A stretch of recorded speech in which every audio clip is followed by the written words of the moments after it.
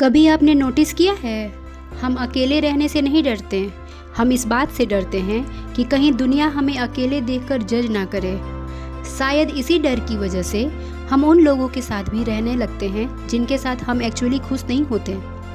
The art of being alone इसी illusion को तोड़ने वाली बुक है। तो आज थोड़ी देर के लिए दुनिया को साइड में रखते हैं और बात करते हैं हमारी और हमारे साथ की। कभी आपने नोटिस किया है कि हम अकेले रहने से इतना डरते क्यों हैं? जैसे अगर किसी के पास फ्रेंड का बड़ा ग्रुप है, वो अकेले खाना खा रहा है, अकेले मूवी देख रहा है या अपने रूम में अपना टाइम स्पेंड कर रहा है, तो हम तुरंत मान लेते हैं कि शायद वो लोनली है, शायद उसके साथ कुछ रॉन्ग है। लेकिन क्या सच में अकेला होना और लोनली होना एक ही बात है? रेणुका गौरानी की book the art of being alone इसी एक डिफरेंस को समझाने से स्टार्ट होती है। ऑथर खुद बताती हैं कि एक टाइम पर उन्हें भी लगता था कि शायद उनके अंदर ही कोई प्रॉब्लम है, इसी वजह से लोग उन्हें छोड़ देते हैं।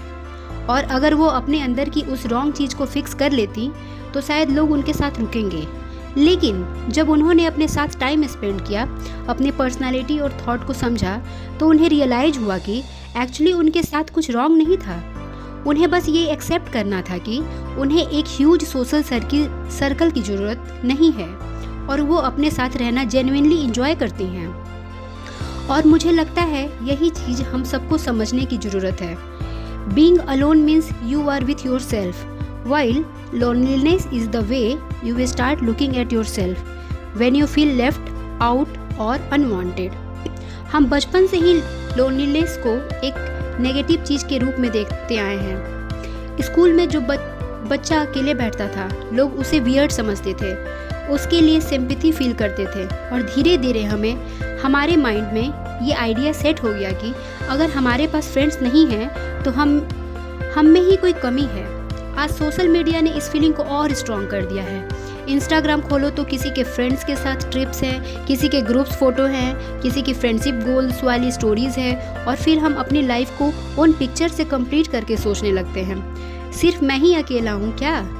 लेकिन बुक हमें ये रोक कर एक इम्पॉर्टेंट क्वेश्चन पूछती है, क्या हम एक्चुअली लोनली हैं या सिर्फ दूसरों की लाइफ देखकर अपनी लाइफ को इनकम्प्लीट समझने लगते हैं। ऑथर अपने कॉलेज का एग्जाम्पल शेयर करती है। जब उनके ऑलमोस्ट 5 मंथ तक क्लोज फ्रेंड्स नहीं थे, बाकी स्टूडेंट्स अपने ग्रुप्स में बिजी थे और उन्हें लगता था कि शायद लोग उन्हें लोनर समझते होंगे। लेकिन इंटरेस्टिंग बात ये थी कि प्रैक्टिकली कोई उनके बारे में ऐसा सोच भी नहीं रहा था। मतलब प्रॉब्लम लोगों की जजमेंट से ज़्यादा उनके अपने माइंड में थी। और ये लाइन हमारी लाइफ में भी बहुत अप्लाई होती है। कभी कभी दुनिया हमें उतना जज नहीं कर रही होती जितना हम खुद को जज कर रहे होते हैं। हम कोई डिसीजन लेने से पहले ही सोचने लगते हैं, लोग क्या कहेंगे, अगर मैं फेल हो गई तो, अगर किसी को मेरी चॉइस पसंद नहीं आई तो। और धीरे धीरे हम अपनी लाइफ अपनी चॉइस से नहीं, दूसरों के इमेजिन्ड ऑप्शन के अकॉर्डिंग जीने लगते हैं। ऑथर के अकॉर्डिंग हमें पहले ये मिथ अनलर्न करना है कि अलोन मीन्स लोनली, अकेले रहना लाइफ का एक नॉर्मल पार्ट है। फ्रेंड्स हमेशा हमारे साथ नहीं रहेंगे, लोग कैरियर के लिए दूसरे सिटीज़ में चले जाएंगे, रिलेशनशिप चेंज होंगी, प्रायोरिटीज़ चेंज होंगी और लाइफ नेचुरली मूव करेगी। इसका मतलब ये नहीं कि हमारी लाइफ रुक गई।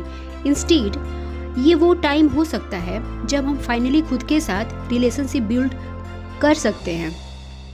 और यहीं से बुक का सेकंड ब्यूटीफुल आइडिया आता है, अपने अलोन टाइम को ग्रोथ पीरियड बनाओ। ऑथर बुक्स पढ़ने, न्यू थिंग एक्सप्लोर करने, अपने इंटरेस्ट को फॉलो करने और खुद के साथ एक्सपीरियंस क्रिएट करने की बात करती है। उनके लिए बुक्स भी एक तरह से कंपेनियंस बन गई थी। वो बताती हैं कि जब उन्हें लाइफ में गाइडेंस चाहिए होती थी तो वो किसी टॉपिक पर बुक पढ़ लेती थी और बुक्स ने उन्हें खुद को और दुनिया को समझने में हेल्प की। इसीलिए अगर आप भी अभी अपने लाइफ के किसी फेज़ में ज़्यादा अलोन टाइम स्पेंड कर रहे हो तो उस टाइम को सिर्फ ये सोचकर वेस्ट मत करो कि मेरे पास कोई नहीं है। एक बार पर्सपेक्टिव चेंज करके देखो, मेरे पास फाइनली खुद के लिए टाइम है। आप 5 पेज डेली रीड कर सकते हो, कोई न्यू स्किल सीख सकते हो, अपने थॉट लिख सकते हो, किसी ऐसी जगह जा सकते हो जहां आप कभी नहीं गए, या बस बिना किसी के ओपिनियंस के अपनी पसंद की चीज़ कर सकते हो। ऑथर एक ब्यूटीफुल एक्सरसाइज भी सजेस्ट करती है। खुद को एक I missed myself letter लिखो। सोचो कि आपने खुद को कितना इग्नोर किया, कितनी चीज़ें सिर्फ इसलिए नहीं की क्योंकि आप दूसरों का वेट करते रहे। और अब आप अपने लिए क्या करना चाहते हो। और मुझे लगता है इस बुक का सबसे ब्यूटीफुल मैसेज यही है, अपनी लाइफ को जीने के लिए हमेशा किसी और के साथ की ज़रूरत नहीं होती। कभी कॉफ़ी पीना है तो किसी का वेट मत करो, कोई बुक पढ़नी है तो पढ़ो, कहीं एक्सप्लोर करना है तो एक्सप्लोर करो, अपने लिए एफर्ट्स करो। क्योंकि अगर हम हर खुशी के लिए किसी और के आने का वेट करते रहेंगे तो हो सकता है हम अपनी ही लाइफ के बहुत सारे ब्यूटीफुल मोमेंट्स मिस कर दें। तो अगर आज आपको भी लगता है कि मैं अकेला हूँ तो एक बार रुक कर खुद से पूछना, क्या मैं एक्चुअली लोनली हूँ या मुझे बस अपने साथ रहना सीखना है। शायद आंसर आपको अपने अंदर ही मिल जाए। और शायद वही मोमेंट हो जब लोनलीनेस धीरे धीरे सोलिट्यूड में बदलने स्टार्ट हो। शायद अकेले रहना कोई पनिशमेंट नहीं है, शायद ये वो टाइम है जब लाइफ हमें खुद से मिलने का चांस देती है। इसीलिए अगली बार जब आप अकेला कॉफ़ी पे रहो, अकेले वॉक कर रहे हो या अपने रूम में क्वाइटली बैठे हो तो खुद पर तरस मत खाना। बस इतना याद रखना, मैं अकेले नहीं हूँ, मैं अपने साथ हूँ।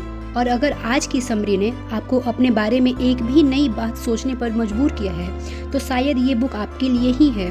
मिलते हैं नेक्स्ट बुक के साथ, तब तक अपने साथ रहना सीखो क्योंकि दुनिया में सबसे लंबी जर्नी खुद के साथ ही होती है मेरे दोस्त।